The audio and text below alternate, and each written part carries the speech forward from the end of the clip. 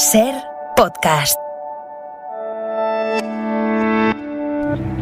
Ser Historia, con Nacho Ares. Cuando nos estamos moviendo en el siglo XIX, un indulto forma parte del derecho a aplicar justicia. En aquella época sí estaba mucho más marcada que en la actualidad el hecho de que la justicia se aplica en nombre del rey. Por lo tanto, los tribunales actúan en nombre del rey y el rey además siempre tiene el derecho de gracia o indulto. Y en este caso es una de las circunstancias que existen y que tienen su importancia en el caso. La reina da una orden en la que se indulta la pena de muerte por la cadena perpetua que cumplió en Ceuta.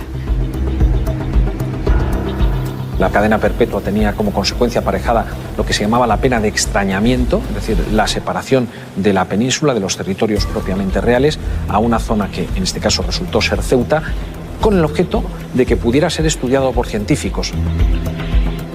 La verdad es que nunca fue estudiado por científicos.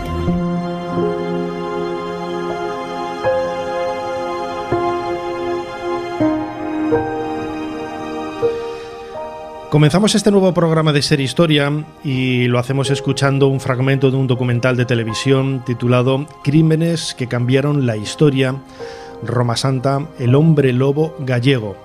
A pesar del nombre y el origen de este personaje, Manuel Blanco Roma Santa no nació en la maravillosa ciudad donde nos encontramos. Estamos en Ceuta, en la ciudad autónoma de Ceuta, disfrutando del lugar en donde él pasó sus últimos años de reclusión. Lo escuchábamos ahora en ese fragmento del documental, y también haciéndonos eco, ¿no?, de la increíble historia que hay alrededor de miles y miles de años de este emplazamiento tan maravilloso, que ha estado tan vinculado a nosotros y que desde la península, por desgracia, ¿no?, lo vemos como algo lejano, pero esa lejanía quizás no es ni siquiera física, ¿no?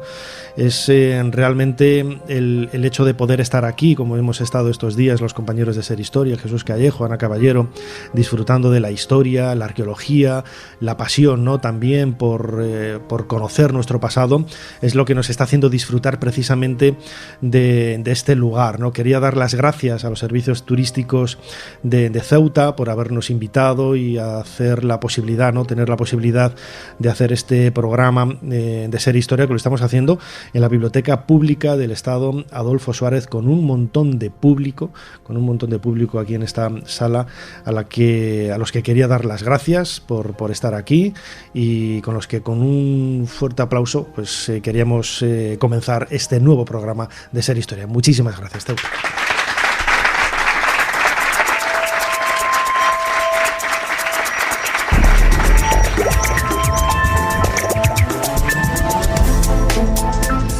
Bienvenidos a Ser Historia. Lo acabo de decir, estamos en Ceuta, en el Salón de Actos de la Biblioteca Pública del Estado Adolfo Suárez, gracias a la invitación de los servicios turísticos de Ceuta, de la ciudad autónoma de Ceuta, y a todos los compañeros de la cadena SER en esta ciudad autónoma que nos han acogido y con los que hemos tenido la fortuna, ¿no?, y la alegría de poder compartir en los últimos días un montón de sorpresas y de vivencias históricas y arqueológicas que vamos a desarrollar en los próximos 90 o 100 minutos que va a consistir este programa. Vamos a viajar desde la prehistoria hasta el presente. Vamos a ver esa historia de Roma Santa, ese hombre lobo que tantas penurias pasó en vida por una serie de enfermedades y de problemas, pero que lo convirtió casi en un mito, para luego acabar precisamente en esta ciudad tan mitológica, en donde Calipso, Hércules y tantos personajes de la historia del mundo clásico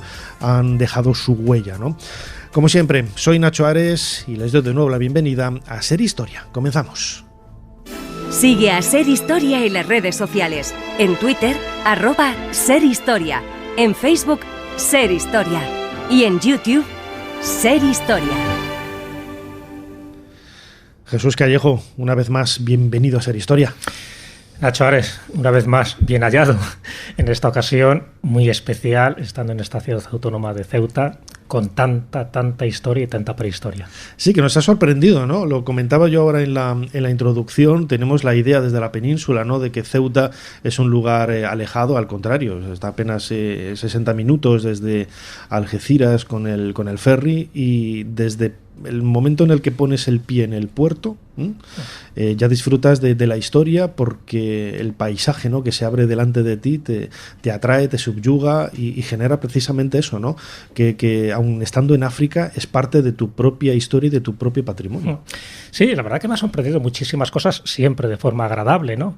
Primero la vegetación que hay, luego, en fin, lo bien estructurada, lo limpia que está, la cantidad de estatuas que están haciendo referencia a la historia, pero también al mito, ¿no? Tanto de Hércules, como también hemos visto estatuas de Homero, de Aristóteles, de Pomponio Mela. Sí, me parece muy bien, ¿no?, que esas estatuas estén reflejando, pues, aquellos que se han hecho eco de algún testimonio o de algún episodio que de una forma directa o indirecta tuviera que ver con Ceuta, porque las estatuas es un poco como esa biblioteca, ¿no?, pétrea, o en este caso de bronce, donde nos está remitiendo a algo relacionado, ¿no?, con esta ciudad autónoma. Entonces, a partir de ahí, bueno, pues la historia la tienes a raudales, de todos los símbolos, de todos los signos, de todos los colores.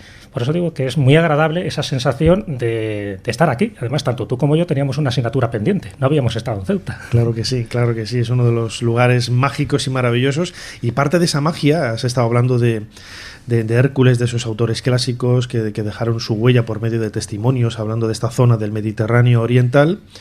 El protagonista del cronovisor de esta semana, Manuel Blanco Romasanta, ese hombre lobo, también tiene precisamente ese perfil mitológico, ¿no?, por las creencias que había en el siglo XIX, cuando él vivió y acabó, ¿no?, los últimos 8 años de su vida en prisión, aquí en Ceuta, donde nos encontramos. Es un personaje real, pero casi mitológico también, ¿no? Sí, efectivamente, es un personaje histórico que por distintas circunstancias de su vida, esos avatares, ¿no?, en los que se vio sumido, pues se convierte en pionero, y casi por desgracia para él, ¿no?, en el primer hombre lobo que tuvo un proceso judicial como tal. O sea, el proceso judicial no lo tiene como psicópata o como asesino en serie, que lo era, sino precisamente como licántropo, y eso es lo que propició que fuera tan especial, ¿no? Incluso todo el proceso, son unos 7 tomos, 2000 páginas, donde se cuenta con pelos y señales cómo fue esas circunstancias, cómo fueron los asesinatos.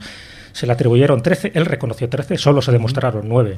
Y estamos hablando del primer asesino en serie de la época moderna, más bien de la época contemporánea. Sí. Es decir, estamos hablando del siglo XIX. Luego reavivó muchísimo un mito que por entonces estaba latente, que era el del sacamantecas y el del hombre del saco, porque este hombre traficaba con el unto, entre otras cosas, también con ropa, también con jabón, en fin, con medicinas de esas milagrosas. Era un buhonero y, por lo tanto, como vendedor ambulante, bueno, pues le propiciaba primero moverse con cierta facilidad por ciertas zonas de Galicia, también de León, también de Portugal. Y eso hizo que cuando se produce este proceso muy mediático en aquel momento, se reavivara otra vez lo del sacamantecas. O sea, que no era un mito lejano, ¿no? Esto del hombre del saco, el sacamantecas, sí, son cuentos pavorosos para asustar a los niños. Para nada, porque Manuel Blanco Romasanta es el primero de una serie de personajes que se les acusa de algo parecido. No solo ya de matar a gente, sino también de sacar el unto. Porque por entonces se pensaba que el unto era muy saludable para enfermedades como la tuberculosis, incluso para engrasar los trenes del momento. ¡Qué horror! Entonces, bueno, pues y qué grima también, ¿no? A finales del siglo XIX aparece otro sacamantecas, ¿no? Que era el que le llamaban el sacamantecas de Vitoria. El zurrumbón también tenía un apodo. Y a principios del siglo XX pues se da tanto el caso del crimen de Gádor como el caso de Enriqueta Martí, la llamada la vampira del Raval o de Barcelona. En fin, todos estos casos que formarían parte de la crónica negra, formarían parte del caso si estuviera ese periódico en aquella época. No solo asustaban porque cuidado, porque pueden matar, ¿no?, a niños, a mujeres, es que también volvía otra vez ese miedo ancestral al sacamantecas. Cuidado que puede haber personas que te van a matar para sacarte los untos. Y eso ha quedado en el inconsciente colectivo. Bueno, pues gran parte del mérito o del demérito se debe a Manuel Blanco Romasanta, el hombre lobo de Allariz. Pues como siempre, Jesús Callejo, crononauta, tenemos delante de nosotros el teclado de nuestro cronovisor para viajar en el tiempo. ¿Cuál es la fecha que nos propones en esta ocasión? La fecha es el 20 de mayo de 1854.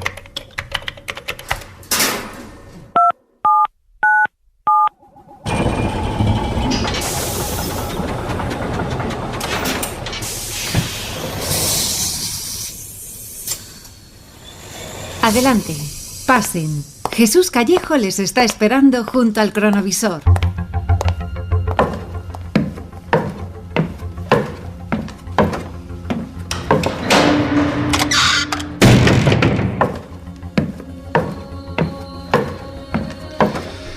Jesús, imagino que el ambiente por el que, bueno, deduzco, ¿no?, por lo que estamos viendo, que estamos en un presidio, en una prisión, y ese personaje tan pequeñín que vemos delante de nosotros, ¿no?, de apenas 1,40 m, un poquito menos, es nuestro protagonista, Roma Santa. Así es, con nuestro cronovisor hemos ajustado el engranaje para llegar justo en el momento que él está ingresando en la prisión de Monte Hacho, en Ceuta.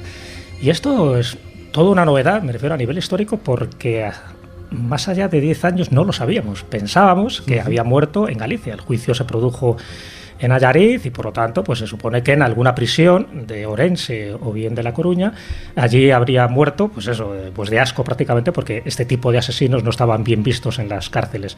Pues no, al final, por investigaciones, además de 2 investigadores gallegos, se llegó a la conclusión, porque además las notas de prensa están ahí, que realmente él muere aquí.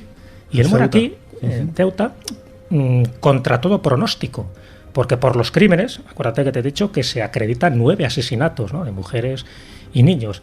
Por los crímenes, la sentencia en aquella época era a muerte, a garrote vil. Bueno, pues por una serie de circunstancias, y además aquí es curioso, por eso ese proceso judicial es tan apasionante, sobre todo para los que hemos estudiado Derecho, ¿no?, como es mi caso, porque se produce primero una sentencia, ¿no?, en primera instancia, con el juzgado de primera instancia, que era de Allariz, le condenan a muerte, se recurre esa sentencia, porque bueno, se piensa que por las peculiaridades que tiene este personaje, tú lo has dicho, 1,37 m, unos rasgos afeminados. De hecho, cuando él nace en una aldea de Orense, le inscriben en la partida de nacimiento como Manuela, no como Manuel, porque tenía rasgos hermafroditas. Durante 8 años estuvo viviendo como una niña.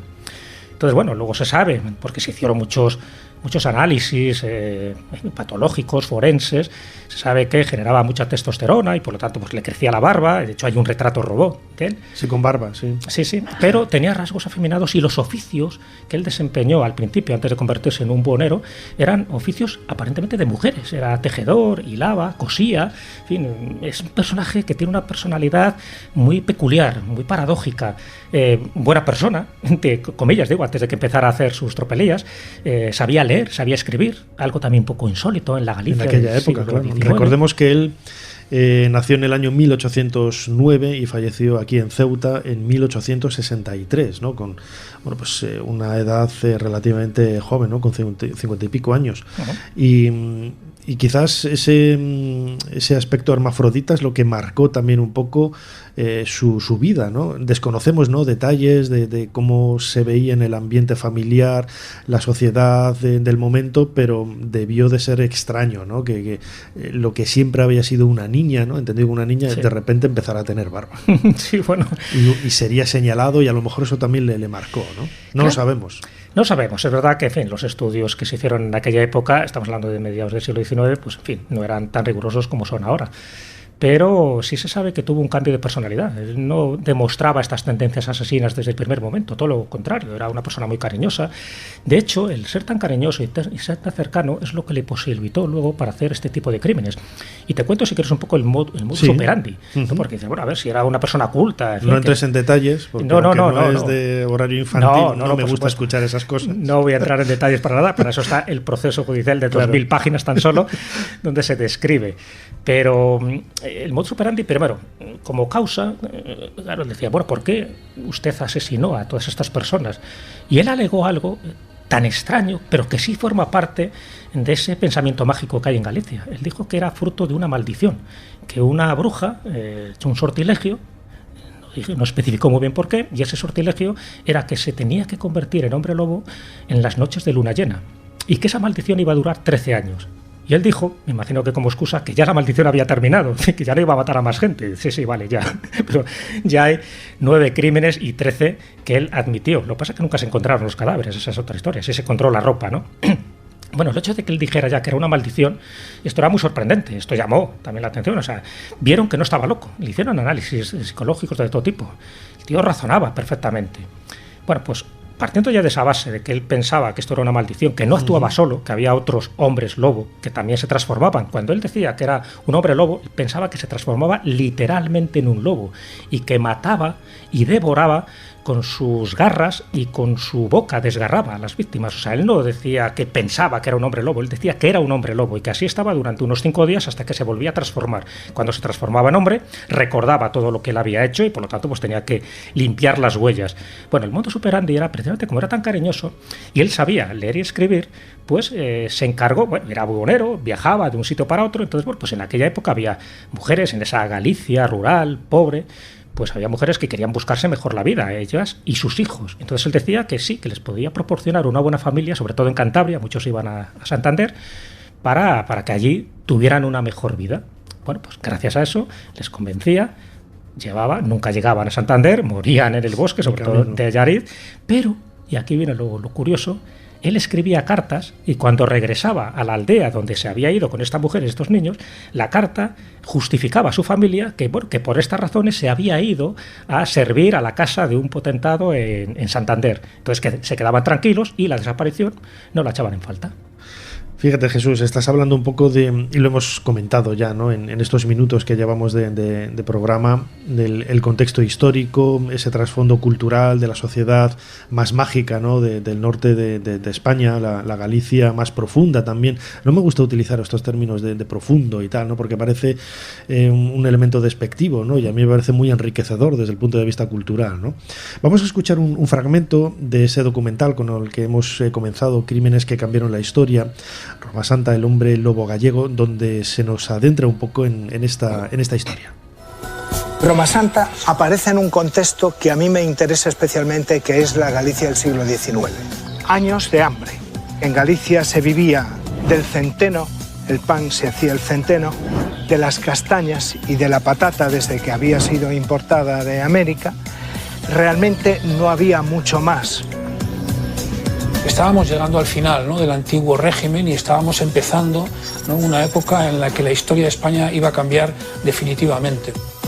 Un momento en el que había mucho pobre, en el que la gente moría mucho y moría joven, un momento en el que muchos crímenes quedaban impunes porque no había un adecuado seguimiento de las personas ni de control de los ciudadanos. Si hoy en día a veces es difícil llegar a algunas aldeas de Galicia, imagínate lo complicado que podía ser llegar a aldeas de Galicia en aquella época. El aislamiento era prácticamente total.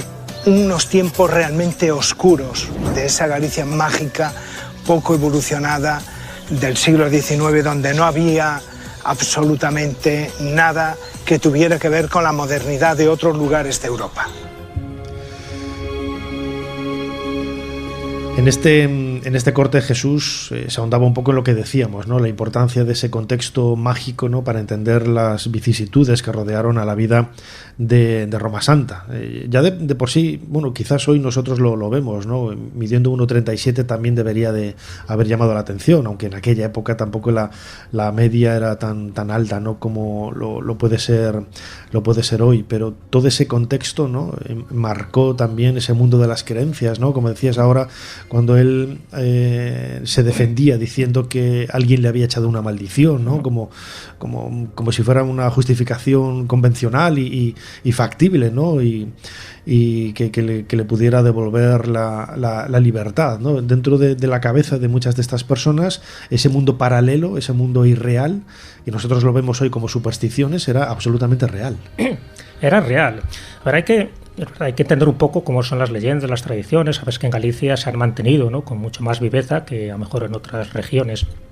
Por entonces se pensaba que si tú tenías 7 hijos consecutivos, ese 7º hijo era un hombre lobo. Si tenías 7 hijas consecutivas, esa niña era una meiga. En este caso no era el 7º hijo, ¿no? Pero bueno, sí, que el tema de la maldición, el tema de los saludadores, que era un tipo de curandero muy específico que curaba la hidrofobia o la rabia, todo eso estaba dentro de ese ideario, de ese pensamiento mágico gallego. Además, el lobo es un animal que en la historia de España siempre ha tenido ese impacto, ¿no? Claro. No solamente desde el punto de vista visual, ¿no?, ya desde el mundo ibérico, esos escudos, ¿no?, en el sur, ¿no?, con la efigie de un un lobo en el arte ibérico, por ejemplo, que encontramos en la Alcudia y en otros lugares, pero también en el norte, en Castilla y León. Nosotros somos de León y el lobo siempre ha estado muy vinculado, ¿no?, a historias, en este caso legendarias, ¿no? Los pastores hablan de todo tipo de supersticiones y de fenómenos anómalos relacionados con el lobo, ¿no?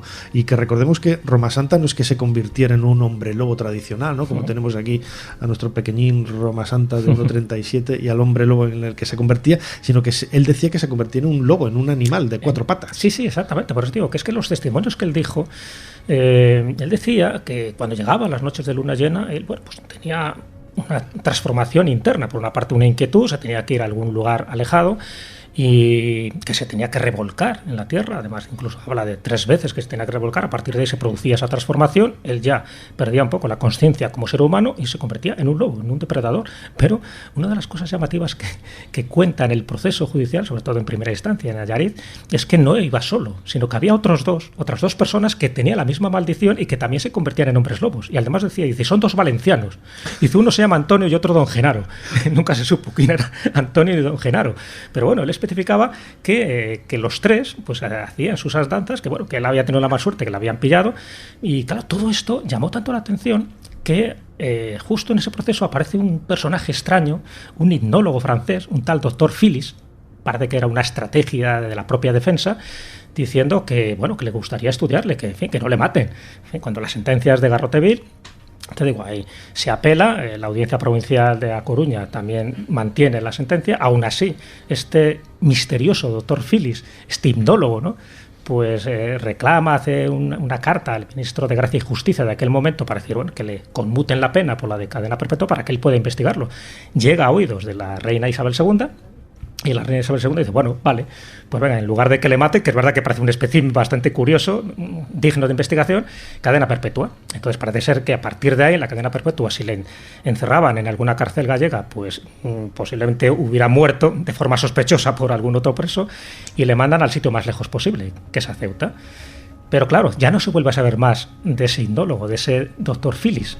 Entonces parece que todo fue una estrategia, una excusa para que no muriera, es verdad, para que fuera también investigado, pero el hecho de mejor que le mandaran a Ceuta, pues eso imposibilitó, en aquellas épocas, por supuesto, la movilidad no era tan buena como es ahora, y eso imposibilitó de que se pudiera seguir su rastro. Claro, al final aquí él tuvo un comportamiento excelente, precisamente por eso, porque era buena persona, o sea, tenía buena conversación, había viajado mucho, tenía muchas anécdotas. Y cuando le pillan, además no le pillan en Galicia, le pillan en Nombela, en una localidad de Toledo. Él cambia de nombre, él se hace llamar Antonio Gómez, es decir, personalidad, porque ya le están persiguiendo por varias razones, te puedes imaginar. ¿Y por qué? Porque ve que en aquella época, si no te reconocen a la primera, era muy difícil, ¿no?, que llegaras a la cárcel. Al final reconocen porque hay 2 personas de Berín que saben quién es, y se lo denuncian a la Guardia Civil. Se dan una serie de peculiaridades que de otra forma hubiera pasado desapercibido y posiblemente nunca se hubiera encontrado al autor de estos crímenes, porque no se encontraron los cadáveres. Entonces, tuvo mala suerte y al final él se defendió como pensaba que tenía que defenderse, que era pensando que él tenía una maldición, y lo decía en serio. Luego cambió la versión, luego que tenía una enfermedad. Le analizaron a nivel físico y psicológico y no se podía alegar que él fuera un psicópata de manual. Es decir, es verdad que estaba trastornado en el sentido que lo que hacía pensaba que era lo correcto, pero claro, cuando se le encontró en sus pertenencias el unto, lo que era la grasa, él decía que era de animal. Entonces automáticamente se asoció que ese unto, esa grasa, ese saín, era de las víctimas. Pero se encontró también varias cosas, claro, el jabón también que él fabricaba, las medicinas esas terapéuticas para curar determinadas enfermedades. Todo el mundo vio que posiblemente ese saín sí que servía para este tipo de menesteres. Además, hay que recordar, lo decías ahora, ¿no? Ese doctor Phillis nunca apareció, pero estamos en una época, a mediados del siglo XIX, en donde la medicina, ¿no?, empieza a tomar una especie de rampa de lanzamiento, ¿no?, con inquietudes, con curiosidades que hasta entonces nadie, ¿no?, se había percatado quizás de la posibilidad de estudiar enfermedades y comportamientos determinados, ¿no?, y debieron de ver en Roma Santa pues un filón, ¿no?, un filón verdadero de cómo una persona con ese trasfondo, además hermafrodita, en el contexto en el que vivía y las cosas que supuestamente hizo, debía de ser la golosina de cualquier médico. No, sin duda, y bueno, yo creo que eso fue lo que condicionó a Isabel II de que se le conmutara la pena, ¿no? Que bueno, en este caso una prisión perpetua, ¿no? Tampoco, no sé, no es un caramelo de buen gusto, pero bueno, evidentemente eso sirvió para que viviera unos cuantos años más, hasta los 54 años, no hubiera muerto mucho antes. Sí que es verdad que es un caso muy llamativo, primero por eso, porque el proceso judicial lo dice así claramente, ¿no? Es un proceso judicial que además está en el archivo histórico del Reino de Galicia, todo el informe se puede visitar y se puede consultar, es contra un hombre lobo, o sea, lo pone, pues digo, no contra un asesino, no contra un homicida. Y luego, que evidentemente estamos hablando de una persona que se relacionó muchísimo con muchas personas, con lo cual hubo testigos, ¿no?, de cargo para decir, ¿no?, pues nunca, lo que se suele decir en estos casos, nunca pensé que fuera un asesino, porque sabía actuar muy bien, es decir, a mucha gente la engatusaba con una vida mejor, esas cartas que escribía para que la familia se tranquilizara, en fin, que no pasaba nada, que estaban viviendo muy bien, tanto ella como los hijos. Y luego se intentaron dar bastantes explicaciones. Claro, si descartamos la explicación mágica, es decir, evidentemente no se transformaba literalmente en un lobo, ¿qué explicaciones había? Entonces decía que bueno, posiblemente la ingesta de algún producto es lo que pudo haber producido esas alteraciones de su carácter y de su personalidad. Habían sido años esos centrales del siglo de mucha lluvia que había causado que las gramíneas y concretamente el centeno pues tuviera unos parásitos como puede ser el cornezuelo del centeno. Y esto producía determinadas alteraciones de la percepción. Sabían que había que extraerlo de la espiga, pero cuando había hambre no había nada que extraer. Pienso que Manuel Blanco Romasanta pudo actuar bajo los efectos justamente del cornezuelo. ¿Por qué? Porque 100 años después, aproximadamente, Hoffmann descubrió, al hacer la 25 prueba con la ergotina, el principio activo del cornezuelo, que se podía extraer y sintetizar el ácido lisérgico diletilamina, lo que posteriormente fue conocido como LSD-25. Un alucinógeno natural se añade al cóctel de motivos histórico-biográficos que encendieron la mecha de los crímenes.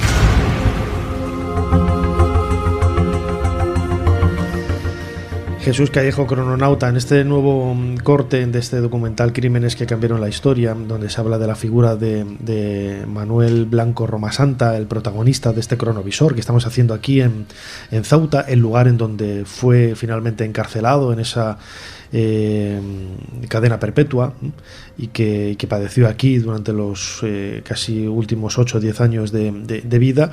Se nos daba una posibilidad, un elemento añadido, ¿no?, que se ha comentado también en otras ocasiones. Recuerdo, por ejemplo, con la historia de las brujas de Salem, sí, algo muy parecido, ¿no?, que ya dedicamos un cronovisor aquí en Serie Historia contigo hace unas temporadas, ¿no?, el cornezuelo, la posibilidad de que fuera el acicate, el empujón definitivo para trastornar, ¿no?, la figura de Romasanta. Yo personalmente, Nacho, no lo creo. Creo que es una teoría bastante endeble. El cornezuelo es un hongo parásito del centeno, y que se da, pues eso, en condiciones pues insalubres, ¿no?, donde se crece este parásito, y al final pues es verdad que genera una serie de consecuencias en el paciente. Una de ellas es las alucinaciones, pero la otra es lo que se llamaba el fuego de San Antonio. No se demostró ninguna de estas causas en él, es decir, él no tenía alucinaciones como tal, él estaba totalmente convencido de lo que hacía y no tenía ese fuego de San Antonio, ese ergotismo, que luego en los casos más graves derivaba en una gangrena, ¿no? Al final te tenían que amputar las piernas, las extremidades, precisamente por eso, porque era un picazón, un calor terrible. Entonces, desde mi punto de vista, bueno, yo creo que es una explicación, pues bueno, para justificar ese comportamiento tan anómalo, ¿no?, y tan psicópata, pero no creo, no encaja perfectamente en ese tipo de alucinaciones. Sí encaja más en las brujas de Salem, en ese proceso de finales del siglo XVII, ¿no?, en Massachusetts, porque si había una histeria colectiva, había muchas más personas implicadas, es decir, bueno, es verdad que si había una contaminación del pan de centeno, pues había más gente que tenía este tipo de trastornos mentales y de delirios, pero en el caso de Romasanta no, porque ya te digo, tal como se va estableciendo todo el proceso, un proceso que casi dura un año, ¿no?, donde hay muchísimos testimonios y donde se le analiza, más de 6 médicos, más de 6 facultativos en distintas especialidades lo analizan y todos llegan a la conclusión de que es una persona sana, pero sana física y mentalmente. Entonces, no encajaría. Bueno, es una cosa para decirlo, es verdad que por entonces en la Galicia de aquella época se utilizaba mucho pan de centeno. Bueno, pues la humedad es lo que produce ese hongo, ese parásito, pero ya digo, desde mi punto de vista, un poco por los otros casos históricos donde se ha alegado el cornezuelo de centeno, este ergotismo, creo que no, por eso, porque entonces los médicos, ¿qué pasa? Eran un poco tontos, no sabían determinar esta casuística, ¿no? Estas consecuencias. Pero bueno, es otra de las características, que es muy difícil llegar a entender y menos a admitir que alguien se pueda transformar en lobo. Pero te doy un dato, es que lo del hombre lobo, el licántropo, no era algo tan deshabitual en aquel momento, se creía ciencia cierta. De hecho, hay una crónica del siglo XVI de Antonio de Torquemada en el Jardín de Flores Curiosas, donde ya menciona un licántropo gallego, también en el siglo XVI, te estoy hablando, donde también descuartizaba a sus víctimas. Entonces, en esa Galicia rural de aquella época, fíjate, está hablando del XVI, del XVII, del XVIII, el XIX, se creía en la Santa Compaña, se creía en el mundo sobrenatural, en el mundo de los espíritus, y se creía que en algunas determinadas circunstancias, que podían ser maldiciones, allí llamadas fadas, él decía que le habían echado una fada, una maldición, podría transformarse. Entonces, claro, en ese pensamiento mágico es muy difícil poder entenderlo desde un pensamiento lógico, pero si nos vamos a la época, bueno, pues a lo mejor ciertas piezas encajan para justificar, entre comillas, el por qué él estaba impelido a cometer ese tipo de crímenes, como diciendo, no soy yo, no es mi voluntad, es alguien que me ha maldecido 13 años y los 13 años han terminado ahora. Lo que pasa es que terminaron justo cuando se dicta la sentencia. Desde luego, y acabaron aquí, en Ceuta, el lugar en donde nos encontramos. Jesús Callejo, crononauta, la figura de Roma Santa, yo no sé si la habéis tratado en alguna ocasión en la escóbula de la brújula. Alguna vez hemos hablado de él, sí, sobre todo cuando hemos hablado de los hombres del saco, del sacamanteca, en fin, de ese mundo tan genérico llamado ogros, cocos, donde hay muchas manifestaciones, y una de ellas es esta, ¿no? Los psicópatas que mataban a la gente, sobre todo ya a principios del siglo XX, con el caso del crimen de Gádor, por ejemplo, en 1910, o con Enriqueta Martí en 1912, o con el Sacamantecas de Málaga. Es decir, muchos de ellos estaban relacionados, una creencia falsa, pero relacionados, que la sangre y el sebo de las víctimas, sobre todo tenían que ser niños, curaba la tisis, la tuberculosis. Entonces hay veces que se daba el caso primero de la persona que encargaba y pagaba a alguien para que robara al niño, para que le secuestrara, el hombre del saco, y otra para que le desollara, el sacamantecas. Bueno, pues eso es lo que hizo que perpetuara un mito, casi un arquetipo, hasta bien entrado el siglo XX. Vaya mundos también los que cuenta Jesús Callejo con toda su plétora de escobuleros. Los recomendamos siempre desde aquí, la escóbula de la brújula, en Podium Podcast. La figura de Manuel Blanco Roma Santa, ese hombre lobo gallego que acabó sus días aquí en Ceuta, la ciudad autónoma donde nos encontramos y desde donde estamos haciendo este programa de Ser Historia, ha cubierto esta primera parte del programa, el cronovisor. Como siempre, Jesús Callejo, te vas a llevar el caluroso aplauso de la sala. Como siempre, muchísimas gracias por habernos ayudado a hacer un poquito más de historia. Muchas gracias, Nacho, un placer. Gracias. Mire vuestra merced, que aquello que allí se parecen no son gigantes, sino molinos de viento. Y lo que en ellos parecen brazos son las aspas que, volteadas del viento, hacen andar la piedra del molino. Ser Historia con Nacho Ares. Todo lo que quisiste saber de la historia, la madrugada del sábado al domingo, en la cadena SER. El prior de Kratos se ha autoproclamado rey de Portugal, pero no tiene ningún derecho. Y la ley no le ampara. Ha robado la corona. ¿Qué opinan vuestras mercedes? ¿Qué debe hacer Castilla? ¿Debemos ir a la guerra? Soy nieto de Manuel el Afortunado, la corona os corresponde a vos. Vuestra lucha es legítima. Estoy de acuerdo. Ormaneto, puedo leer en vuestro rostro. Perdonadme, majestad. Estaba pensando en todos esos hombres que han muerto en Flandes, incluido vuestro hermano, don Juan de Austria. Mi hermano murió de tifus. Pienso en ellos y en los que siguen muriendo. Si invadís Portugal, los muertos serán muchos más. Entonces, ¿debo dejar que el prior de Kratos, ese hombre repugnante, ocupe un trono que me pertenece por derecho? La nobleza portuguesa está en su contra. La iglesia está en su contra. Ese ladrón, ese bastardo hijo de una judía no tiene ningún derecho a ser rey, pero yo debo dejar que usurpe el trono. ¿Es eso lo que pretendéis decirme?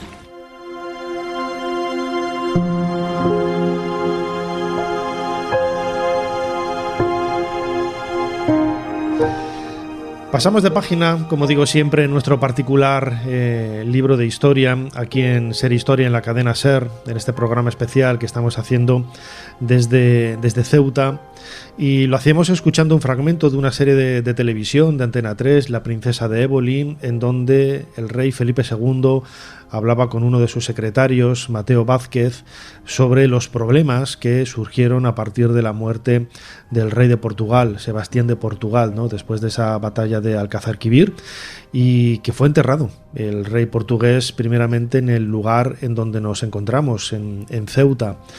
Ello nos sirve para dar la bienvenida a nuestro próximo invitado. Él es Gabriel Fernández, trabaja en la Consejería de Educación y Cultura, en la sección de Patrimonio, y ha sido durante estos días también nuestro cicerone por todos estos monumentos maravillosos de la ciudad de Ceuta. Gabriel Fernández, bienvenido a Ser Historia. Mucho gusto, ¿qué tal? Gabriel, lo escuchábamos ahora, ¿no? La historia de... Y lo comentaba yo también al principio, en la introducción, ¿no? Ayer, por ejemplo, nos estuviste llevando hacia un yacimiento prehistórico con neandertales, eso me sorprendió mucho, ¿no? Y el espectro histórico de Ceuta es enorme, es muy largo, de cientos de miles de años. Es amplísimo. Básicamente estamos hablando de las primeras ocupaciones hace unos 300.000 años.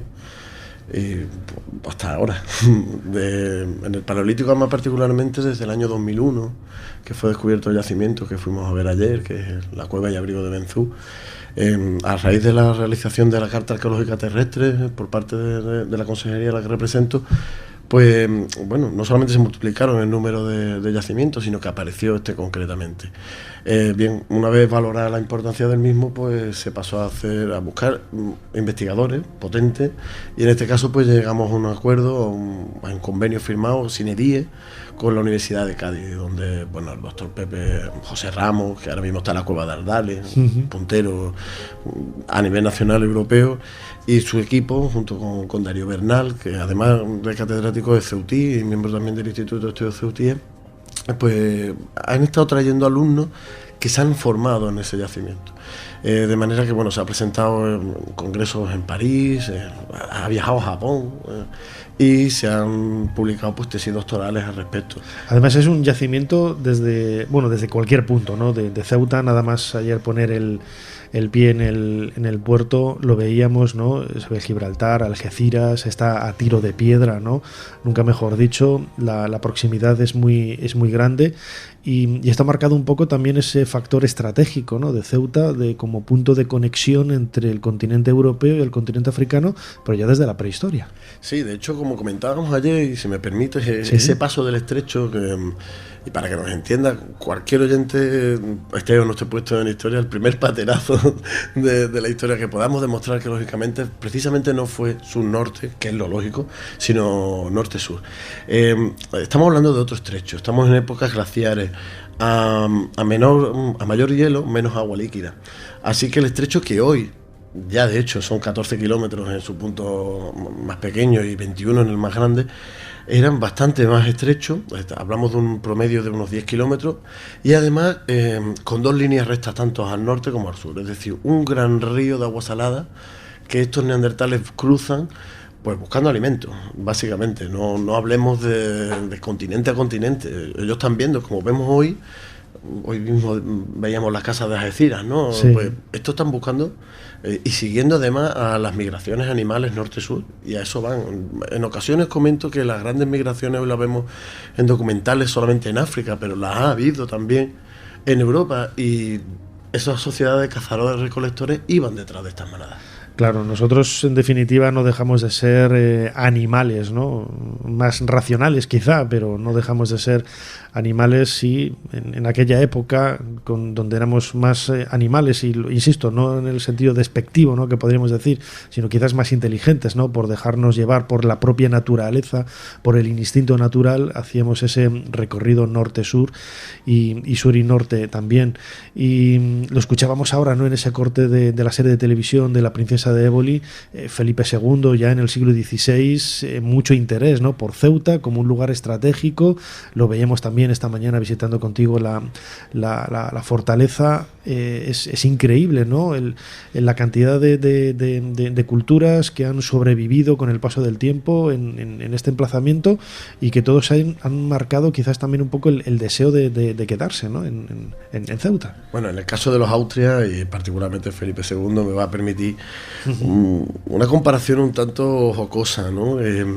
Comentaba de si cualquiera de los que están aquí asistentes han visto Juego de Tronos, pues son parvularios al lado de los Austrias, realmente. Si tengo que vender a mi sobrino, que ha venido a pedirme ayuda para vencer al Imperio de Fe, y cuya única ayuda que le doy es el morrión, toma el casco del abuelo, o sea, el casco de Felipe V, de Carlos V. Y no es casual, ¿no?, de que justo después se invada Portugal por un lado, se firme la paz con el Sultanato de Fe, y empiece ese imperio donde no se ponía el sol, ¿no?, con la unión de estos dos grandes imperios que comienzan aquí en la península.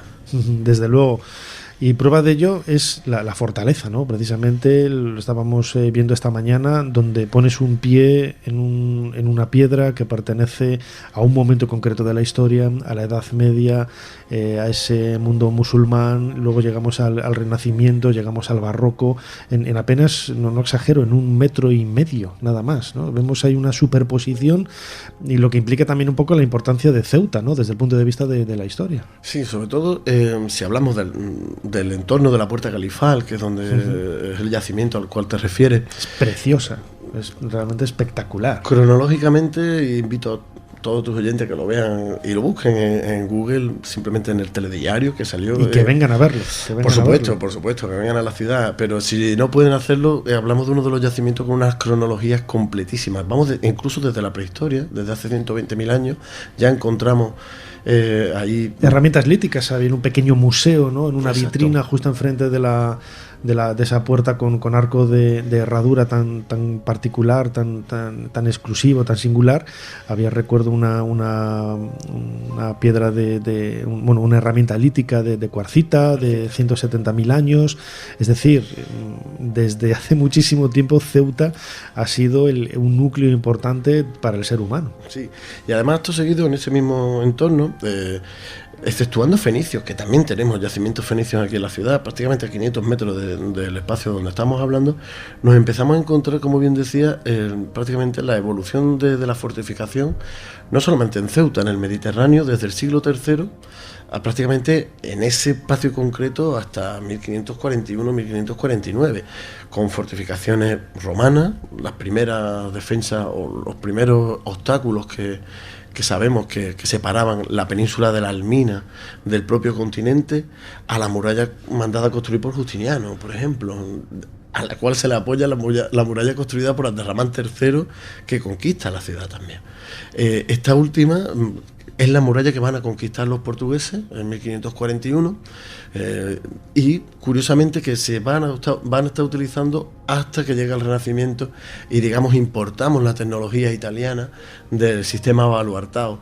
Y ciertamente, a través de las excavaciones que está realizando el compañero Fernando Villada, que es el arqueólogo de la ciudad, pues lo que podemos es, en menos de 100 metros lineales, pues irnos desde el siglo III al siglo XVI. Si pasamos al otro lado del foso, ya estaremos en el siglo XVII y en el XVIII, o sea, Austrias y Borbones, por supuesto.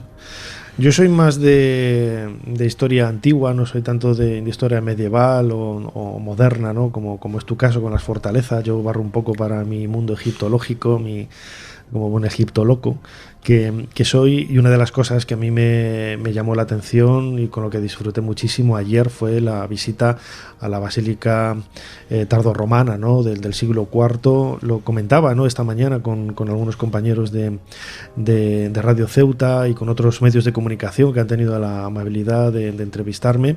El hecho de que nuestra propia cultura cristiana, ¿no?, hace que tengamos ese, por lo menos en mi caso, ¿no?, ¿no?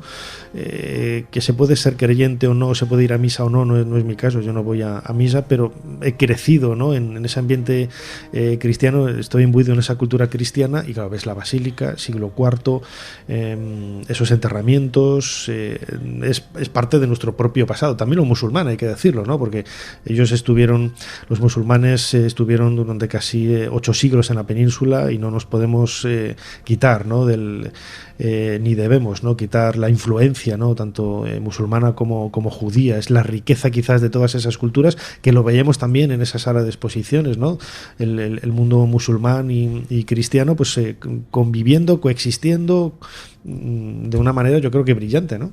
Sí, además, particularmente, ¿no? Lo comentamos y influye mucho el continente en el que estamos, ¿no?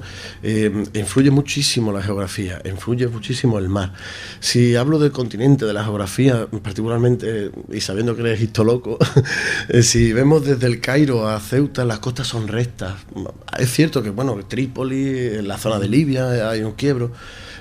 Las ideas, las embarcaciones, las personas viajan mucho más rápido por las costas norteafricanas que por las costas sureuropeas. Pensemos en las costas griegas, en la bota de Italia, la de vueltas que hay que dar en embarcaciones, de manera que sí que es cierto que, bueno, si se crea un imperio como el romano en mitad del Mediterráneo, en esa bota, pues vale, se expande. Pero las ideas como el cristianismo, que no se nos olviden que los grandes nombres de la fe cristiana son africanos. San Pablo era libio, si no mal recuerdo. El Islam, cómo vuela y llega al Ándalus, cómo me van a permitir, ese emigrante de Damasco funda Córdoba. De Ramón I. Sí. Precisamente en un programa lo trataste, que te di la enhorabuena porque también, y lo digo con todo orgullo, soy oyente tuyo.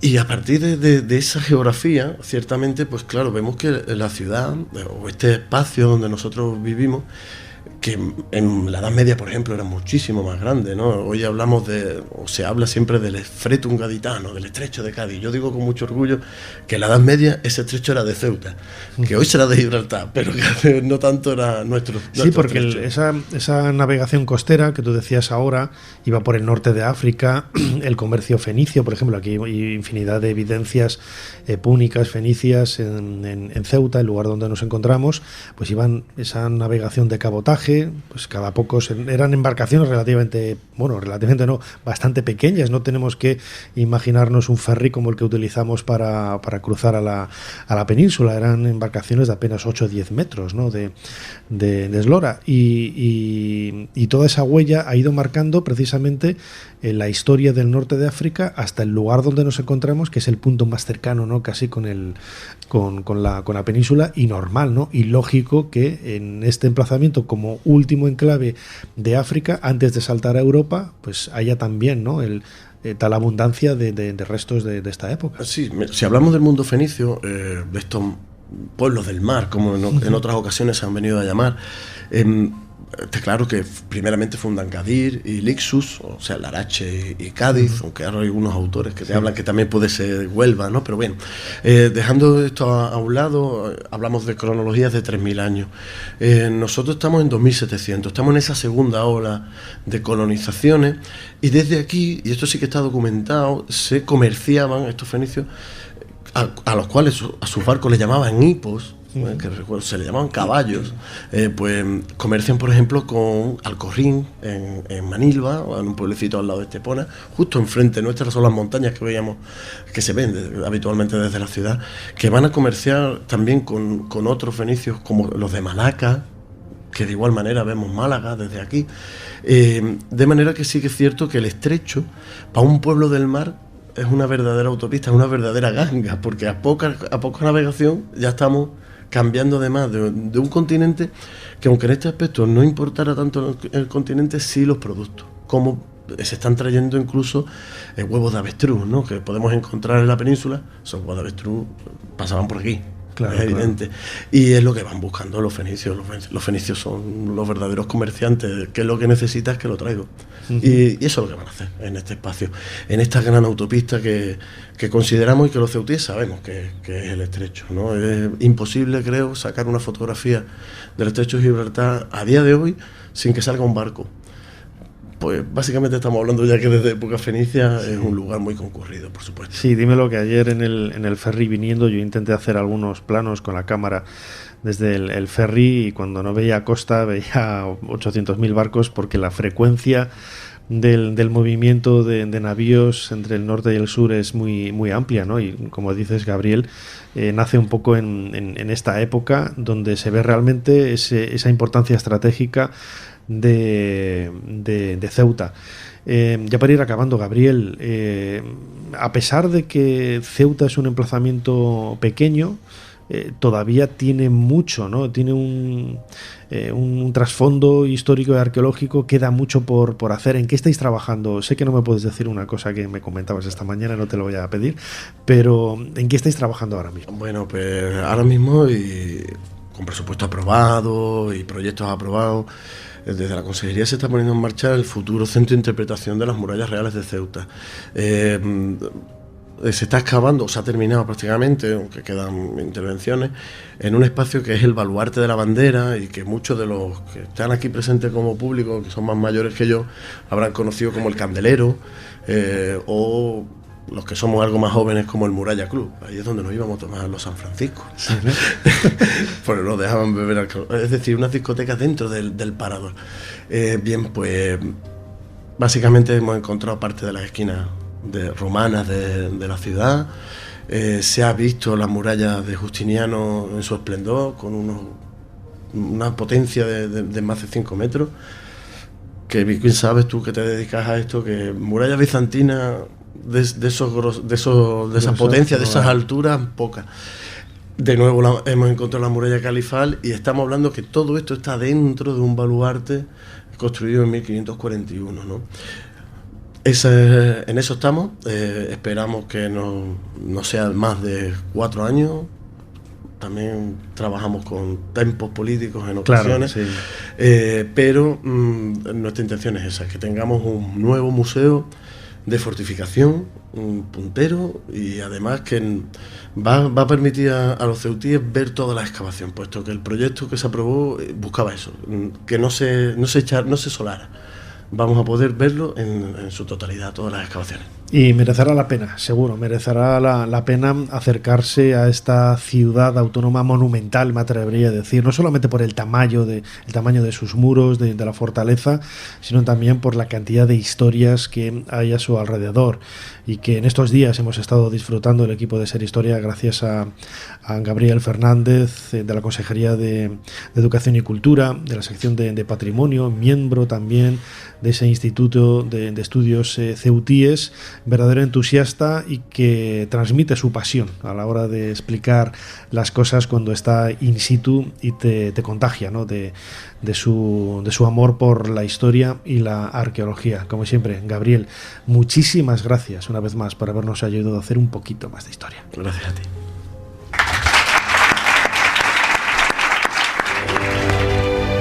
Tutankamón, joven faraón perteneciente a la dinastía XVIII de Egipto, cuyo nombre original Tutanjatón significa imagen viva de Atón. Reinó durante tan solo 10 años. El restaurador, el armonizador, el tesoro de su tumba. Carter, ¿se da cuenta de que nadie ha entrado aquí en 3000 años? El tacto de la pared húmeda, el pequeño aire gélido, las siluetas de las estatuas, el silencio casi místico. Ser Historia con Nacho Ares. Todo lo que quisiste saber de la historia, la madrugada del sábado al domingo en la cadena SER.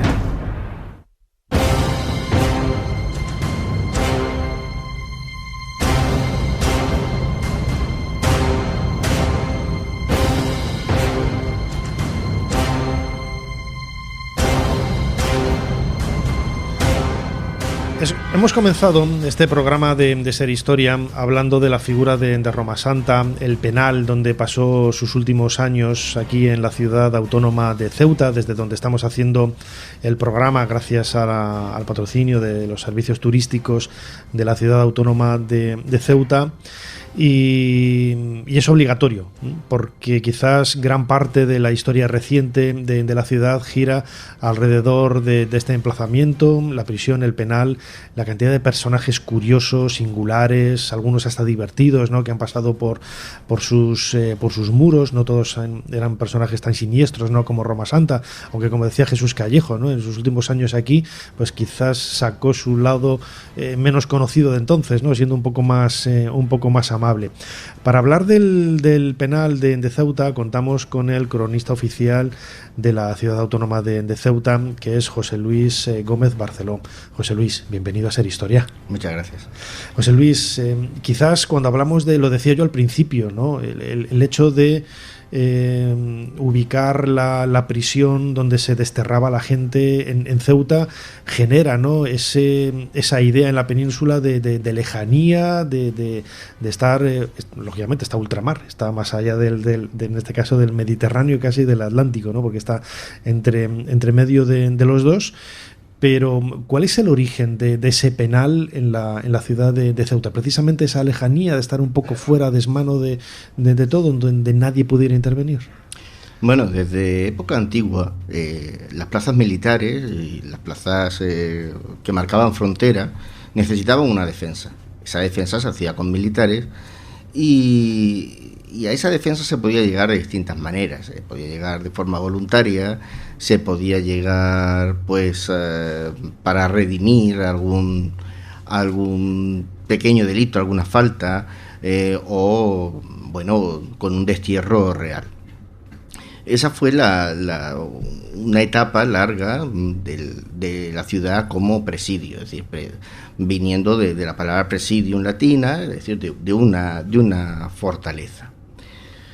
En el siglo XVIII, ya con los Borbones, ese palenque portugués se va a convertir en una forma de destierro diferente. Por una parte, va a seguir habiendo dentro del regimiento fijo de Ceuta un batallón disciplinario, y por otra van a empezarse a construir algunos edificios para tener a los presidiarios. Pero ese tener es una cosa peculiar, porque el presidio de Ceuta nunca fue celular, es decir, no estaban en celdas. Había un pequeño periodo en el cual el confinado estaba en cuadras, pero luego el confinado trabajaba en la ciudad, y cuando pasaban un tiempo, una parte de la condena, era un proceso que sobre todo eso ocurre en el siglo XIX, que es lo que cuentan escritores como Juan José Rosillas, Tomás Salvador, se convierte en una forma gradual de irse integrando de nuevo en la sociedad. El preso llega, en un momento determinado está recluido, hace trabajos colectivos, luego después se integra en talleres, hasta que empieza a trabajar en la ciudad, pues para la administración, para el ayuntamiento, para particulares. Esa idea era quizás, como sucede ahora, habrá un poco desde la ignorancia, porque en aquella época Ceuta estaba también cerrada, como sucede en la actualidad, que por desgracia las fronteras están cerradas, y dice, bueno, pues lo vamos a dejar sacar a los presos por la ciudad, que trabajen allí, una reclusión un poco más laxa, porque sabemos que no van a poder huir a ninguna parte. Y era un sistema que se seguía en muchísimos sitios, y desde luego en las plazas españolas funcionaba. Digo que en este caso el confinado terminaba pudiendo tener hasta un negocio. Uh-huh. Pues por ejemplo, en la segunda mitad del siglo, el último cuarto del siglo XIX, la fotografía en Ceuta, los estudios fotográficos están en manos de presidiarios. Se dan circunstancias de que, bueno, hemos tenido fotógrafos fantásticos que era lógico que llegaran a ser fotógrafos, porque su actividad principal había sido ser litógrafo, ser impresor, es decir, se les daba bien la química, joyeros, falsificadores. Todo esto era fácil llegar a la... Pero claro, también tuvimos alguno que, bueno, el famoso Pollo Varela, que es el autor, vamos, el condenado, en primer lugar es acusado del crimen de Fuencarral, del cual se libra de puro milagro, pero luego pues ya por el crimen de la calle Carretas ya viene a Ceuta confinado. Y este hombre termina siendo un fotógrafo prestigioso, que él mismo reconoce en la prensa muchas veces, que la gente viene a hacerse fotografías, pero también viene por curiosidad a ver cómo ese señor que hace unas fotografías estupendas de niños pequeñitos. Que me va a hacer la fotografía, ¿no? Te hace las fotos de tus hijos, de tus nietos. Yo tengo una foto estupenda de mi abuelo siendo bebé hecha por el Pollo Varela, y dices tú, qué cosas, ¿no? Entonces, bueno, por el presidio pasaba todo el mundo. El presidio tuvo efectivamente confinados por delitos de sangre, por robos, por estafas. La prisión, por ejemplo, de Roma Santa, recuperando un poco el tema que hemos tratado en el cronovisor, fue igual de relajada, de laxa. Él podría haber salido de la prisión. Sí, desde luego trabajar en la ciudad trabajaría, porque es una persona que ya estamos viendo que tiene un buen carácter, que es sociable, que puede entenderse con la gente, escribir, leer. Bueno, es una persona aprovechable. El sistema lo aprovecha como aprovecha a todos. Esto es como el antiguo servicio militar. Mi padre hizo la mili aquí. Claro, el que servía para algo ya lo aprovechaba el sistema. Es decir, si tú pintabas, aquí ibas a pintar y no ibas a hacer guardia. Si tú escribías, pues tú... Entonces, esto era exactamente igual. La ciudad al final terminaba dependiendo de esta gente. Y claro, al final del 19 son muy famosos todos estos casos, que son muy mediáticos, pero también tenemos una cantidad de políticos, de patriotas americanos, de independentistas que pasan por aquí. Es decir, en este presidio ha estado nada menos que el divino Argüelles, que fue el redactor del prólogo de la Constitución de Cádiz. Hemos tenido ministros, hemos tenido pues una playa de gente sorprendente. Además, lo tengo aquí anotado, corrígeme, José Luis Gómez, cronista oficial de Ceuta, si me equivoco, que claro, esa vida tan laxa permitía también incluso hacer vida familiar, de tener a su mujer, a sus hijos. ¿Vivían todos en la prisión? ¿O cómo era aquí? No se vivía en la prisión. Esa es otra cosa, claro. Cuando uno tiene los relatos de los, por ejemplo, los patriotas cubanos, que cuentan muchas cosas, y es cierto que muchos de ellos estuvieron en cuadras y estaban en el Hacho o en el Principal del Penal, pero la mayoría vivían en casas. Tupac Amaru vivía en una casa con otro confinado americano, y los dos vivían en una casa, en una calle en el centro de la ciudad. Es decir, hacían vida. Lo que tenían que hacer era pasar determinadas revistas cada semana, cada 15 días, pero la gente trabajaba en la ciudad. Es decir, gente como ¿quién te digo yo? Francisco Iznardi, que había sido secretario de la Junta Revolucionaria de Caracas. Este hombre, cuando llega al trienio liberal, funda el primer periódico de Ceuta, llega a ser secretario del ayuntamiento. Hay un personaje que yo quería abordar aquí, que me hizo mucha gracia. Gabriel Fernández el otro día me habló de él, yo no tenía ni idea, me pasó un poco de documentación. El picador Pedro Puyana. Esa historia a mí me conmovió de lo divertida que me parece, ¿no? De un personaje que incluso llega a enamorar a un rey, ¿no? A Carlos IV por su buen hacer como picador, y consigue una fama y una celebridad exitosa, ¿no? Bueno, es uno de esos personajes que está entre la realidad y la literatura, pero que en este caso tiene mucho de realidad. Se trata de un personaje, de un hijo de una familia noble de Arcos de la Frontera, que le gustan los toros, y que hace de picador, y bueno, es que el picador hace toreo a caballo. Y hay un episodio de amoríos, como casi siempre, que le provoca un destierro a Ceuta. Todo este tipo de personas jóvenes que venían desterrados y tal no trabajaban en los talleres ni en las obras ni nada, se incorporaban al regimiento de la plaza. Eso daba lugar a un fenómeno que se da muchísimo en todas estas plazas, que es el fugado, el renegado, la persona que se escapa, que pasa a Marruecos, y que allí, para librarse de continuar siendo esclavo o que lo devuelvan, lo que hace es convertirse. Se da el tema de renegar, que luego después, si quieren volver, tendrán que reconciliarse no solo con el Estado, también con la Iglesia. Esos son procesos muy curiosos, estudiados por ejemplo, la profesora Manuela Marín. Y este personaje lo que hace es que se fuga, termina en Marruecos le va bien, al fin y al cabo es un hombre con dos de gentes y tal, y en un momento determinado participa de una embajada a Madrid. claro, en su nuevo papel de él iba vestido musulmán, de marroquí, de moro, claro, vamos, claro, con el turbante y todo, sí. Pero al final, como pasa muchas veces, las cosas se lían y él termina en la plaza de toros, baja y se termina sabiendo quién es. Y le reconoce la condesa de Benavente. Y entonces es la que pide que el rey lo exonere de su pena. Y este es un personaje que recupera otro personaje tan fantástico más que él, que es don Mariano Pardo de Figueroa, ¿no? Que es un personaje fantástico, un filatélico muy notable de finales del 19 y comienzos del 20, muy conocido, y es el que recupera este personaje porque él también era de Arco. Sí, yo he visto algunas imágenes, ¿no?, que me pasó Gabriel de la prensa de la época, con grabados espectaculares, donde aparece él de picador encima del caballo, pues vestido eso, con el turbante, con esos pantalones tan anchos, casi las babuchas, ¿no?, y todo, creando también ese personaje, ¿no?, imagino, ¿no?, que marcaría un poco su vida. José Luis, ¿cuándo esta imagen tan laxa fue hasta el final de sus días del penal? Imagino, hablo también un poco desde la ignorancia, corríjame si me equivoco, que en el siglo XX, durante el franquismo, pues no sería tan relajado. La prisión, ¿cuándo acaba? ¿Cuándo se cierra? La prisión acaba en 1911.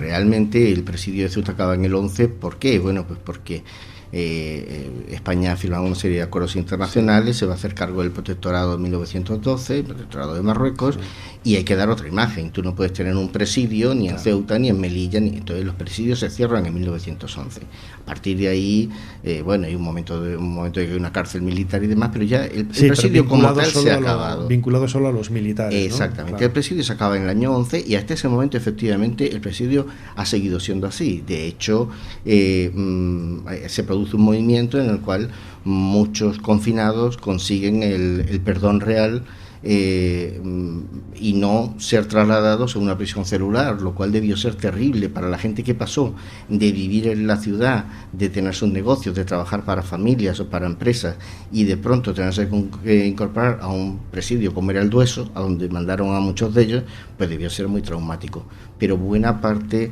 fueron indultados en ese momento. La historia, desde luego que merece la pena acercarse a ella, ¿no? Ya para ir acabando, me gustaría que destacara alguno de los personajes más singulares. Hemos estado hablando, por ejemplo, de Argüelles, hemos estado hablando de este picador Pedro Puyana. Hay historias también muy humanas, ¿no?, también vinculadas al penal, a la prisión de Ceuta. Usted, como cronista, imagino, lo hablábamos antes de comenzar el programa, ¿no? No te preocupes en lo que me preguntes, que vamos a plantear una charla distendida, que yo creo que es lo más cómodo y lo más accesible, ¿no?, para el gran público. ¿Cuál es ese personaje que a usted le gustaría destacar de los que pasó por el penal? A mí hay muchos que me gustan. Por ejemplo, un pintor que fue uno de los grandes líderes de la República Federal en Sevilla, como es Juan Carreró. O me encanta hablar de un periodista, alcalde de Santiago de La Habana, hijo de Facundo Bacardi, que es Emilio Bacardi, o por ejemplo de Emilio Saborín, uno de los grandes peloteros cubanos, que está en el Salón de la Fama del béisbol de Cuba y que tiene hasta un sello. Este hombre murió en el presidio de Ceuta. Tenemos escritores como Vega Armenteros. Es que es impresionante. Hay periodistas, políticos. Pero eso no sucede con cualquier prisión. Es decir, ¿cuál era la razón por la que esta gente? Porque, a ver, es cierto que podemos decir, bueno, pues ha habido personajes incluso políticos o periodistas, no voy a decir nombres, ¿no?, que los últimos años, o los últimos 30, 40 años han pasado por la cárcel, pero se cuentan con los dedos de una mano prácticamente, ¿no? Por desgracia, porque tendría que haber ido ahí más de uno, ¿no?, a la cárcel. Pero ¿cuáles eran los delitos que habían cometido para mandarlos a un lugar como Ceuta? Normalmente eran gente que estaba con condenas de más de 8 años pero la mayoría de ellos eran condenas por delitos, por ejemplo, políticos, de opinión y demás. Por eso mismo que decía Jesús Callejo hace un rato, porque es que en los sistemas del antiguo régimen y demás, la mayoría de los delitos terminaban precisamente en el garrote vil. Es decir, aquí el que venía por asesinato, porque le habían conmutado la pena. Esa era la realidad, ¿no? Es decir, algo le habían encontrado para que dijeran, bueno, lo vamos a mandar a Ceuta. Pero si no, realmente le quedaba la ejecución. De hecho, es muy sorprendente cuando uno se encuentra que han ejecutado a alguien en uno de estos presidios, porque había cometido otro delito dentro del presidio, no por otra razón.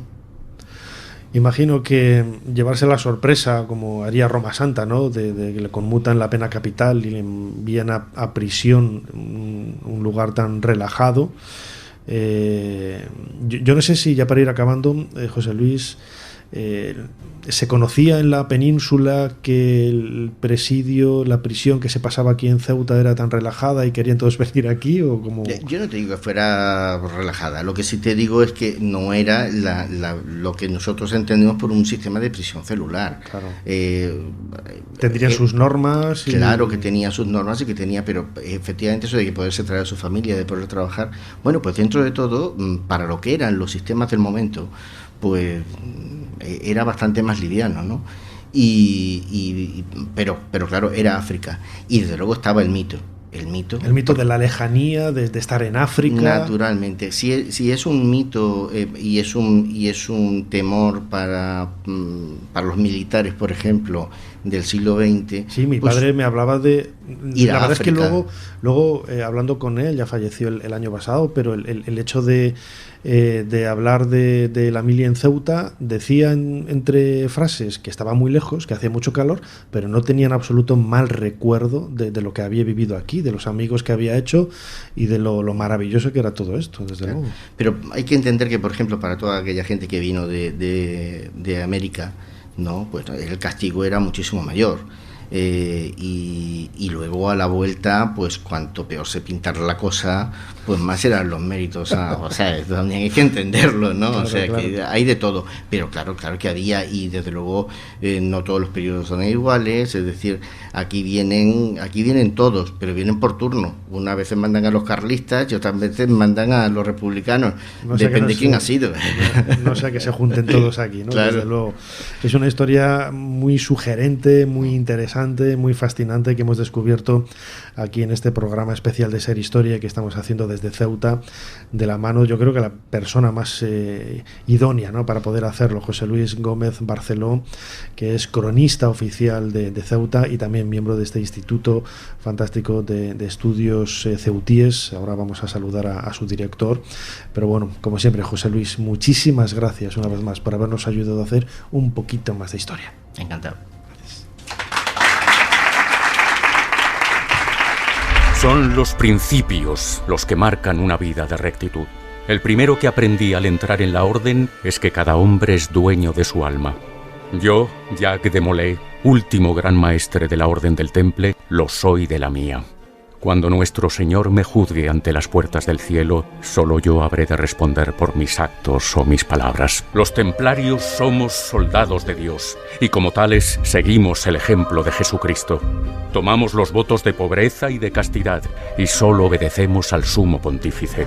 Estos son nuestros principios. Ser Historia con Nacho Ares. Todo lo que quisiste saber de la historia, la madrugada del sábado al domingo, en la cadena SER. Las elecciones municipales de 1931 dan la mayoría a las candidaturas republicanas en todas las grandes ciudades. Ante esto, Alfonso XIII opta por salir del país con destino a Francia, para terminar instalándose en Roma, capital de la Italia fascista. Un gobierno provisional convoca cortes constituyentes y se proclama la Segunda República. Niceto Alcalá Zamora será su presidente hasta 1936. España, gobernada hasta entonces por una oligarquía de notables, con un clero muy presente en la vida cotidiana y un ejército influyente en la vida pública, va a conocer por primera vez una democracia auténtica. aunque la llegada de la República también estremece a terratenientes, a la gran burguesía y a la Iglesia.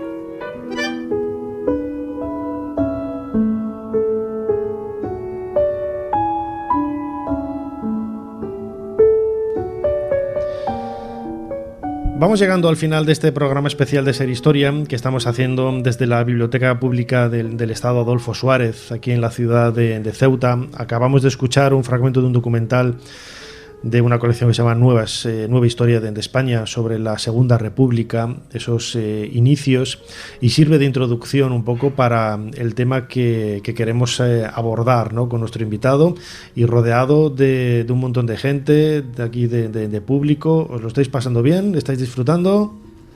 Asienten todos con la mascarilla puesta. Así me gusta. Pues lo decíamos ahora, ¿no? La historia de Ceuta es enorme, dilatada, decenas de miles de años en el tiempo, pero también es muy conocida la ciudad de Ceuta por lo que sucedió, ¿no?, en relación a la historia de España, pues prácticamente desde el primer tercio del siglo XX. José Antonio Alarcón, bienvenido a Ser Historia. Muchas gracias. José Antonio Alarcón, lo decía antes, es director del Instituto de Estudios Ceutíes. Muchísimas gracias por venir, por estar en este marco dejarnos estar en este marco tan increíble que es la Biblioteca Pública del Estado Adolfo Suárez, aquí en Ceuta. Al principio del programa, antes de empezar a realizarlo, estuvimos charlando usted y yo sobre el tema, ¿no?, que íbamos a abordar, y usted me dio algunas claves, ¿no?, sobre precisamente la primera pregunta que le iba a hacer, ¿no? Sabemos que en el año 1936 el golpe de Estado, que al final derroca la República, parte de aquí, de Ceuta, de Melilla, del norte de África. Y claro, la pregunta es cierto que había cierto desencanto, ¿no?, o desencuentros en la península, pero también aquí, ¿no?, en Ceuta y en Sí, Melilla. yo creo que hay un dato importante que mucha gente no conoce, porque aunque parezca, has dicho que me conocía, ¿no?, la historia republicana desgraciadamente se estudió tarde. Uh-huh. Ceuta tardó casi 50 años en tener un primer estudio sobre algún aspecto de la República. Se escribió una historia de Ceuta del año 65 que no contenía ni una sola palabra sobre el periodo republicano, ¿no? Bien, ha sido tardío, se ha recuperado en los últimos años por varios historiadores, Paco Sánchez, yo mismo, así, hemos estado trabajando en ese tema, y un dato que es muy desconocido: el mayor porcentaje de votos del Frente Popular de todo el Estado español se dio en Ceuta, el 70%. La candidatura del Frente Popular prácticamente arrasó a la del bloque antimarxista, que se llamó la candidatura contraria. Hubo solo 2 candidaturas en aquellas elecciones, que era toda la derecha, desde el Partido Radical, que en Ceuta además lideraba. No fue la CEDA como el resto de España, pues la CEDA en Ceuta fue siempre una fuerza conservadora de segundo orden, fue siempre el Partido Radical, un partido donde la mayor parte de la burguesía comercial militaba, el que encabezó la candidatura con Tomás Peire, un hombre de Marx, de Juan Marx, precisamente el que lo defendió en las primeras Cortes Republicanas, el que se enfrenta a Martínez Pedroso, socialista, que encabeza el Frente Popular, que también reúne a toda la fuerza de la izquierda, ¿no? Pues estamos hablando del orden de casi 8.000 votos el Frente Popular, y apenas 3.000 la candidatura de la derecha. Ganó en todos los distritos, menos el más típicamente burgués, el segundo distrito de la ciudad, tenía 8 distritos, y eso da una muestra del peso enorme que el Frente Popular tuvo en la ciudad. Eso quizás venía, como me comentaba usted fuera de micrófono al principio, por la cantidad de trabajadores que habían venido a Ceuta desde comienzos de siglo. Efectivamente, es decir, la ciudad empieza realmente a construirse, deja de ser una fortaleza y un presidio a partir de la decisión estratégica de España de penetrar en Marruecos, ¿no? Conferencia de Algeciras, 1906, comienza un proceso de expansión económica en la ciudad que tiene que ver con las infraestructuras que hay que acometer, y claro, eso trae una riada importante. Bueno, te voy a dar un dato: la población pasa de 10.000 habitantes en 1906, hay un censo de 1905 que habla de 10.000 pocos habitantes, pasa a casi, en el año 1927 hay casi 59.000 habitantes. Hay luego un pequeño, a partir que termina la guerra de Marruecos y la crisis del 29, hay una pequeña reducción de la población, 50.000 al empezar la República, pero la inmensa mayoría ha llegado en muy poco tiempo. Son obreros que vienen básicamente a la construcción de esa nueva ciudad que están haciendo con la operación en Marruecos, y que viven además en condiciones sociales muy duras. No hay viviendas, no hay sanidad, no hay educación. Hay un alto analfabetismo, la ciudad tiene el más alto nivel de analfabetismo de todo el Estado español en aquel momento, y estamos hablando de una ciudad muy dura en lo social. ¿Por qué? Porque se construye en base a una cosa que tiene que ver con el presidio que hemos hablado antes. Claro, el trabajo en Ceuta es un trabajo penado hasta 1911. La mayor parte del trabajo civil en buena parte es trabajo penado. ¿Qué quiere decir eso? Que cobraban mucho menos que los libres. Claro. 1/3 aproximadamente de lo que un trabajador libre cobraba. Cuando llegan a Ceuta estos nuevos obreros, se enfrentan a dos. Primero, la ciudad no tiene industria, no tiene una gran agricultura, tiene una pequeña industria local, pero no. Y fundamentalmente el gran negocio es la contrata con el ejército. Es un negocio comercial, pero claro, que hace que haya una dura disputa de la plusvalía. ¿Por qué? Porque realmente se gana yo le he llamado capitalismo de contrata, ese tipo de modelo de crecimiento de la ciudad, donde realmente se gana el dinero es o disputándole la plusvalía a los obreros o haciéndolo con materiales más baratos, con lo cual te arriesgas a tener problemas en las construcciones, ¿no? Sin embargo, es aquí, lo comentaba yo, donde surge la idea con militares como Franco, Emilio Mola, Queipo de Llano, de generar, de empujar ese golpe de Estado que en un principio fue un poco a traspiés, ¿no? Una organización un poco precaria, pero que al final conllevó la guerra civil. Todo ello nació de aquí, donde estamos, en Ceuta. Sí, claro.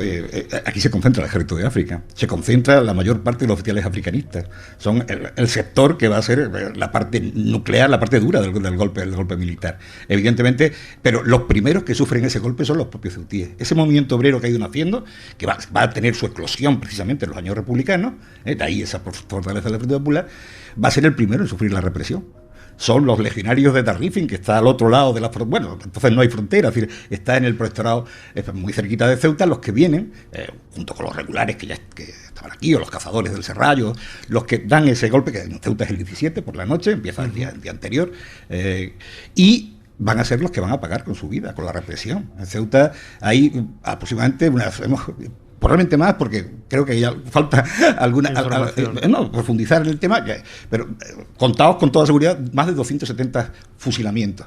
Básicamente, más de la mitad de ellos, bastante más de la mitad, son el movimiento obrero ceutí. Socialistas, comunistas, anarcosindicalistas, toda la izquierda republicana, masones, son fundamentalmente, y por supuesto militares no adeptos al golpe de Estado. Son los primeros que son reprimidos. Es decir, Ceuta es absolutamente, porque claro, en Ceuta prácticamente la guerra, en el sentido físico, no existe, porque ese día se hacen con el poder y a partir de ahí la ciudad es retaguardia, pero básicamente, ¿no? Y la represión es terrible, no solo en vidas. Hay 2.000 expedientes del Tribunal de Responsabilidades Políticas.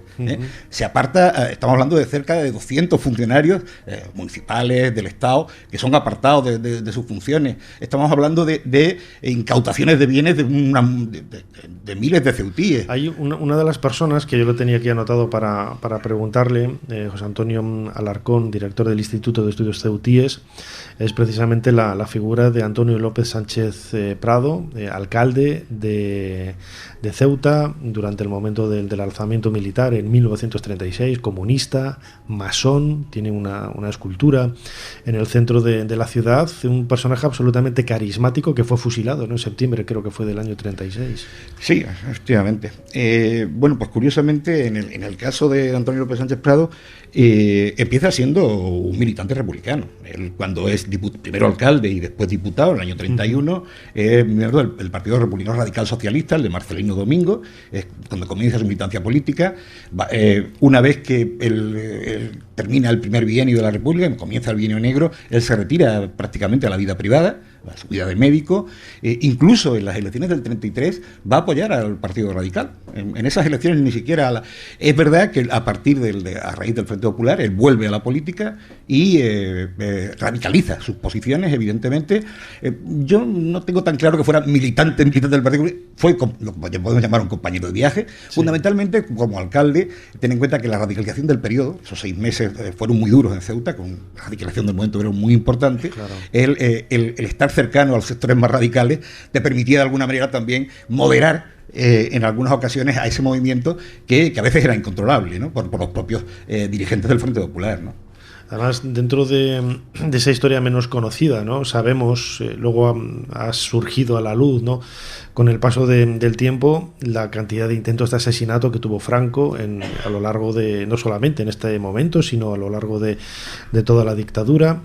y uno de ellos fue precisamente aquí en Ceuta, donde nos encontramos, un intento lógicamente fallido, porque ya no habría muerto. ¿Cuál es la historia que subyace detrás de este intento de asesinato? Hubo varios intentos de sublevación.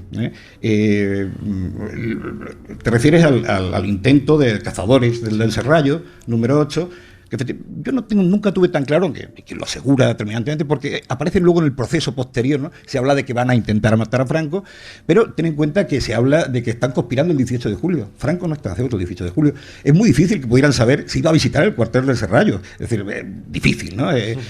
Lo que sí creo, efectivamente, sí hubo una conspiración para oponerse a la sublevación militar. De eso no cabe la menor duda, y pagaron con su vida bastantes de ellos en esa conspiración.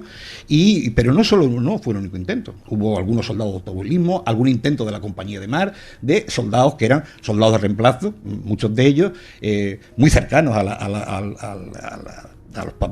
pueblo, a la izquierda, que intentaron de alguna manera oponerse. También es verdad que hay que tener en cuenta ponerse en el día aquel, ¿no? La flota republicana está enfrente. Todavía no han logrado cruzar el estrecho, estamos hablando hasta el 5 de agosto, bueno, y el convoy de la Victoria, el famoso llamado convoy de la Victoria, estamos en unos días que hay cierta incertidumbre si eso va a ser posible, ¿no?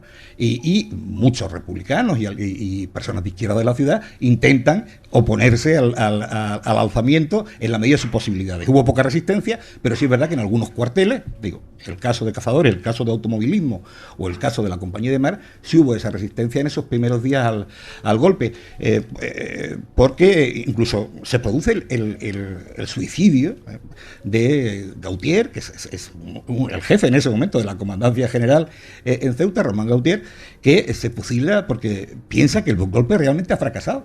Ten en cuenta, no se habían hecho con las grandes ciudades industriales, todavía no habían podido pasar el ejército de África al otro lado, y en esos primeros días hay bastante desconfianza, en el que luego efectivamente la ayuda alemana, el puente aéreo, no fue tanto el convoy de la Victoria, con el que pasan apenas 2.000 hombres, sino el puente aéreo entre Tetuán y Sevilla. Sobre todo el desarrollo propio que conllevó la guerra civil, que no fue la llegada de un levantamiento y a los 2, 3, 4, 5 días cambio de gobierno, etcétera, sino lo que vino después, ¿no? Sí, evidentemente el fracaso precisamente del golpe militar es lo que provoca esa larga guerra civil, y también es posible que se alargara, en cierto modo. Muchos historiadores opinan que el propio Franco, para asentar su poder en el bando nacional, por ejemplo, no ha cometido la presión de Madrid, que probablemente hubiera acelerado el final de la guerra, y prefirió hacer la campaña del norte. En fin, parece que de alguna manera hubo una cierta elección de la propia táctica de Franco para hacerse con el control, el poder y la hegemonía política en el bando nacional, ¿no? Lo que queda claro, ya para ir acabando, José Antonio Alarcón, director del Instituto de Estudios Ceutíes, es una vez más la importancia de Ceuta como ciudad estratégica, como emplazamiento estratégico. Lo vemos al principio, ¿no? Hablando con Gabriel Fernández, desde prácticamente la prehistoria hasta nuestros días, ¿no? Pero siempre ha sido Ceuta una ciudad de interés para los Austrias, para los Borbones, para las primeras democracias, ya en el siglo XX e incluso en la actualidad. Sí, bueno, yo diría que hubo dos momentos, ¿no? El momento portugués, que sí es verdad que se inicia una expansión de los portugueses hacia la costa atlántica marroquí, africana, y luego el fracaso de ese proceso, con la muerte del rey Sebastián, genera una etapa larga en que la ciudad juega ese papel de fortaleza. Tiene que ver con la guerra con el turco, toda la serie de posiciones que España toma en el Mediterráneo, Ceuta es una de ellas, pero vive una etapa más, y realmente la ciudad vuelve a recobrar un papel importante en la historia cuando, a raíz del fracaso español en Cuba y Filipinas, el gobierno español vuelve la vista hacia Marruecos y decide la penetración. Ahí Ceuta y Melilla cobran el papel de plataformas logísticas de penetración importantes, ¿no? Y evidentemente la situación del estrecho, estamos hablando de la ruta más importante del mundo en transporte marítimo, por donde pasan la inmensa mayoría de las mercancías que van del Atlántico hacia el Mediterráneo, ¿no? Y se reparten por Europa. En definitiva, su importancia estratégica no cabe la menor duda. De hecho, Inglaterra no ha querido soltar nunca Gibraltar por esa importancia estratégica que tienen los dos puntos de acceso. Es la parte más estrecha de ese pequeño paso que permite pasar del Atlántico al Mediterráneo, es decir, el gran movimiento económico del mundo moderno, ¿no? El mundo contemporáneo. Desde luego, que siempre ha estado aquí, casi desde la prehistoria.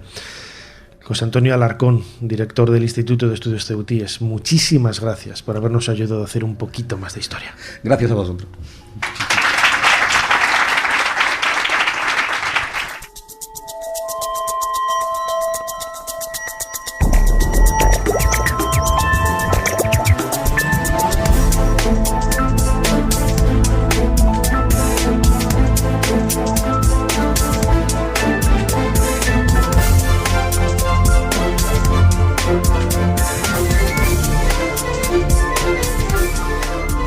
Llegamos al final de este programa especial de Ser Historia que hemos hecho desde la Biblioteca Pública del Estado Adolfo Suárez en la ciudad autónoma de Ceuta. Este programa no habría sido posible sin la ayuda de servicios turísticos de Ceuta, y quería agradecer también la ayuda, la cariñosa ayuda que hemos recibido de todos los compañeros de Radio Ceuta, con Joaquín Girbal en la dirección, Samira Amadi, que ha estado siempre atenta a todo lo que necesitábamos, y quería también para todos ellos, y especialmente también para Miguel Gallego, que ha sido el técnico a los mandos de esta máquina del tiempo, pues quería que le diéramos un fuerte aplauso para todos.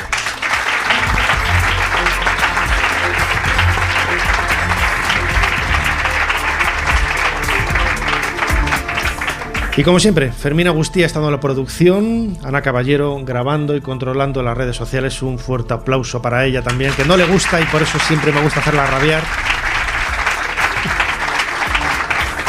Y delante del micrófono y en la dirección, otro leonés, porque aquí hay que decirlo, Jesús Callejo. Ana y yo somos todos de León, vamos conquistando las ciudades por donde pisa el programa. Como digo, delante del micrófono, vuestro humilde servidor, Nacho Ares.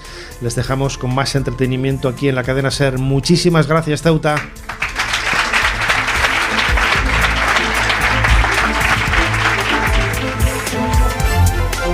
Suscríbete a Ser Historia. Todos los episodios y contenidos adicionales en la app de Cadena SER y en nuestros canales de Apple Podcast, Spotify, iVoox, Google Podcast y YouTube.